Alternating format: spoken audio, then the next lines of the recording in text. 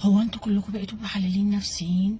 كل الستات طالعه تغلط في الست وتعلي على الست وتنمر الست وتقول لها انشدتولي ده فلان، انشدتولي ده علان، وبهدلتوا الدنيا. كل اللي عنده رأي بقى بيقوله. ما هي حرة، عايزه تكمل عشان عيالها وتجيب 3 عيال وتقعد في البيت، هي حرة.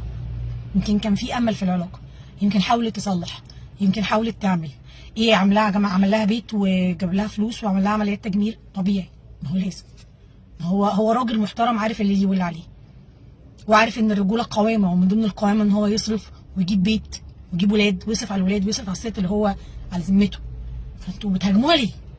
هي عملت ايه عشان تتهاجم عشان كل ده؟ هي عملت ايه عشان سيل الانتقادات؟